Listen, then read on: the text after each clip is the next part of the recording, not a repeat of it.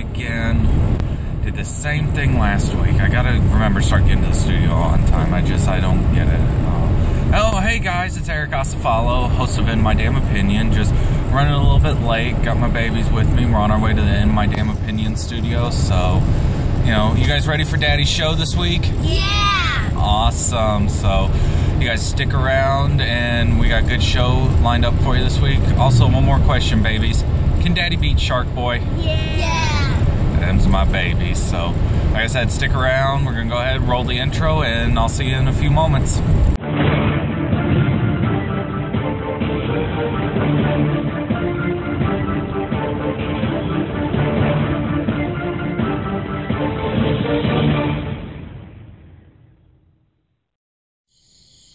Ladies and gentlemen, welcome to In My Damn Opinion. I am your host, the one and only Eric Acefalo, and this is My Damn Opinion.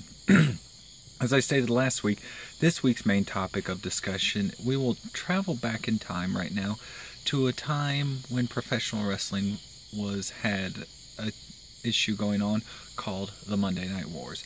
Any of you wrestling fans remember during that time frame, the Monday Night Wars was one of the greatest things ever in professional wrestling between WWE, WWF at the time, and WCW. Now, what the Monday Night Wars were about was basically a ratings war between the two for a little bit of a background story. So, in WCW, trying to get over on WWE, who had already had a few years in the Monday Night time slot, was trying to make a difference, trying to give us the shock value, the factor. Well, then came Scott Hall, who appeared as the first guy, said, "We are going to war." Then Kevin Nash appears, and they powerbomb Eric Bischoff through the stage at Great American Bash 1996.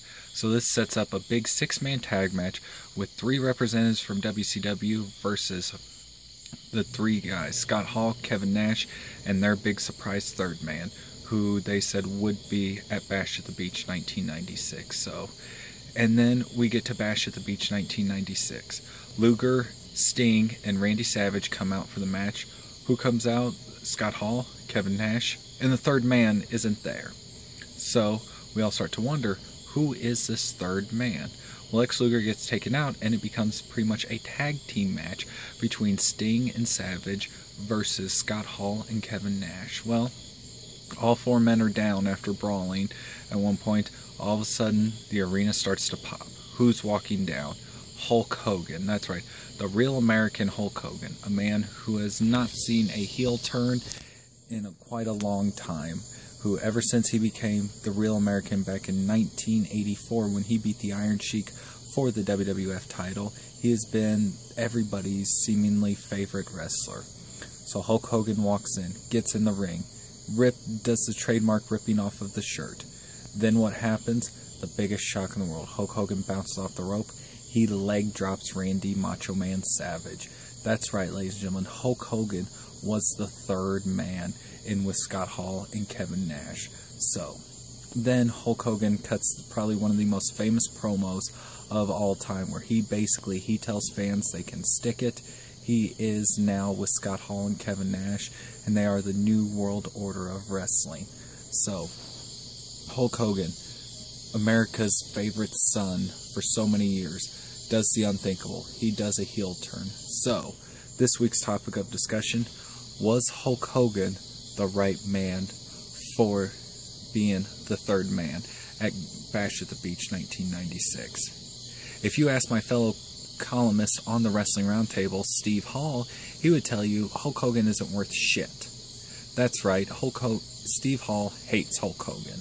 You don't believe me? Go back and, I believe it was last week's episode of Ask 7 Pound. Steve explains to you why he hates Hulk Hogan so much. But yes, if it was up to Steve, he would tell you, fuck no, Hulk Hogan shouldn't have even been in WCW. He should have just walked away because he's nothing but a punk bitch. So, in my damn opinion, however, since this is my show, I believe that Hulk Hogan was the right choice for the third man. There were many different options and things WCW was considering, because they thought, did they really want to turn the immortal Hulk Hogan, the man who basically helped, build WCW, getting it onto mainstream TV, did they want to turn him heel? There was talk about how Lex Luger got taken out of the match. there was talk about Lex Luger coming back into the match and then being revealed as the third man. WCW did have a few other guys in mind, but they went with Hulk Hogan. In my choice, that was the best thing they could do. Because once Hulk Hogan turned heel, it basically started a whole new revolution in which we were going to see Hulk Hogan heel. WCW needed that for the shock factor as for having Hulk Hogan be their top heel in the company. So, in conclusion, in my damn opinion, folks, Hulk Hogan was the best choice for the third man at Bash at the Beach 1996. There is no questions about it. WCW, I don't think, would have succeeded for as long as they did had they not had Hulk Hogan be the third man at Bash at the Beach 1996. Now, was Hulk Hogan a bitch for the rest of his time in WCW? Absolutely he was. Always, exercising his creative control right in his contract, where if he didn't like a storyline, he didn't have to do it. Which, that sort of pisses me off, because there are guys busting their ass, would do anything that the bookers would give them, so that way they would have a chance to be on TV. Not Hulk Hogan. He didn't like something, fuck you, he wasn't doing it, so. But that's a whole different topic for a whole different day, so. And now on to everybody's favorite topic, which would be Dream Card Match. That's right, let me once again explain to you how this works. With Dream Card Match, you can create a match using any wrestlers. It can be a tag team versus a tag team. It can be a one-on-one match. However, though, the rules are this match had to have either been possible to happen or still be possible to happen. So, for example, we will not be seeing Andre the Giant fight Rey Mysterio. It's just not in the cards, folks. So, this week's Dream Card Match is being brought to you by Steve from Paxton, Illinois. That's right, guys. You can always email me at eosafalo@gmail.com. You can also tweet me at Eric Asafalo, capital E and capital A.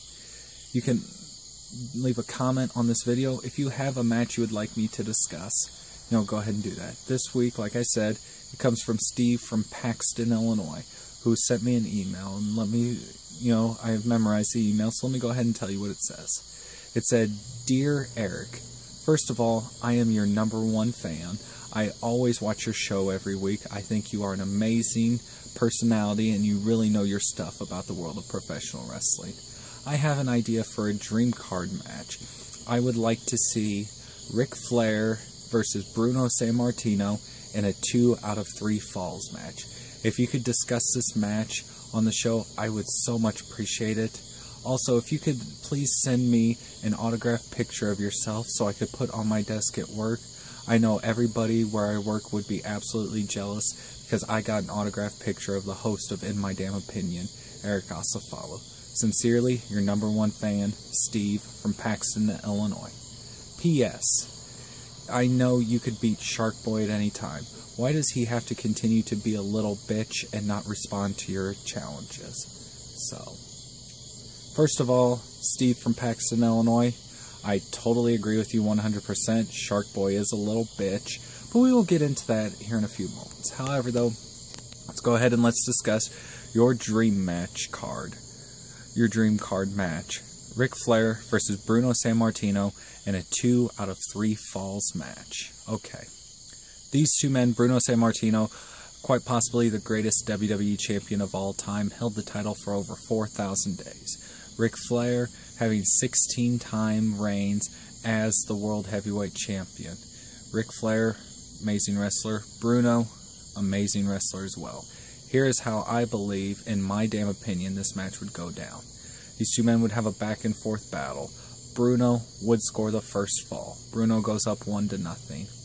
Then, all of a sudden, Ric Flair pulls one of his dirty tricks, pulls something out of his tights, knocks Bruno down, pins him 1, 2, 3, or even at 1 fall apiece. Next fall wins the match.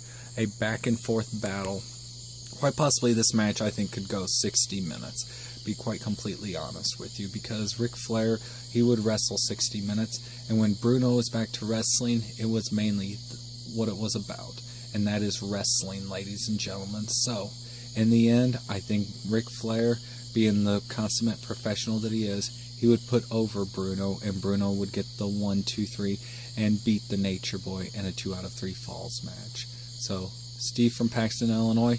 Great question. Your winner of the match, of the 2 out of 3 falls match, would be Bruno Sammartino. So, if you have, like I said, if you have a match you would like to see me discuss on Dream Card Match segment here on In My Damn Opinion, like I said, feel free to email me at eacafalo, eacafalo, all lowercase, at gmail.com. You can also tweet me your requests at Eric, capital E for Eric, no spaces, capital A for Acefalo, and you can at me that at Twitter. And or you can leave a comment on this video.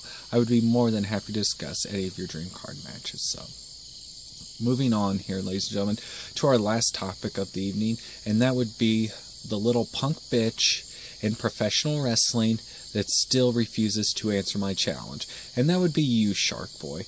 Once again, bro, I am calling you out because I know how much of a punk bitch that you are and how much that you fear me.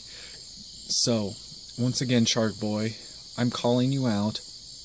We can do a match. I don't care what kind. Hell, I was thinking earlier, maybe we could do a dog collar match, or we'll do a street fight. We'll do a tables match. Hell, we'll even do a ladder match. I don't care, Shark Boy, because I want to fight you. I will beat you within an inch of your life because you are nothing but a little punk bitch. So, Shark Boy, for the umpteenth million time, and I will continue this until I get my match with you, I am calling you out. That's right, Shark Boy versus Eric Acefalo in any kind of match Shark Boy wants. How about, I'll even give you a match since you're Mr. Shark Boy. Why don't we do an under the sea street fight?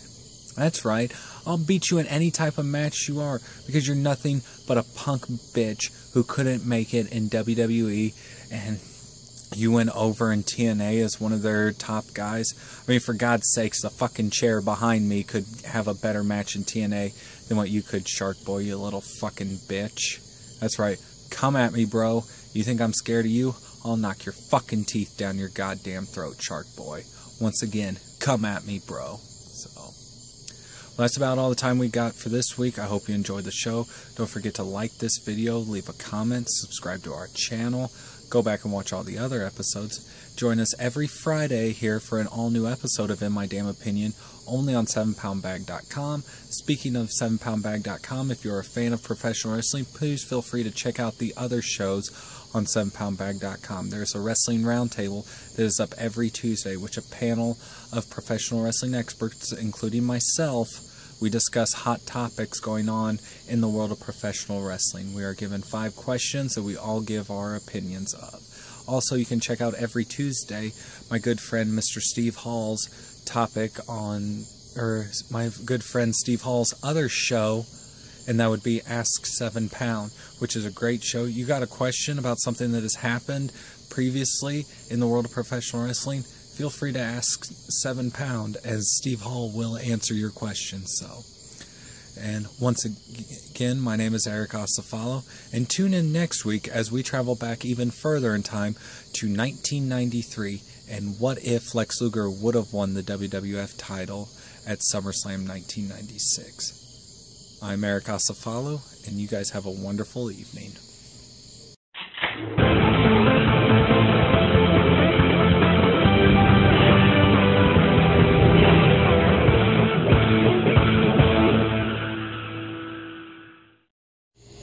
I'm Eric Acefalo, and I approve this message.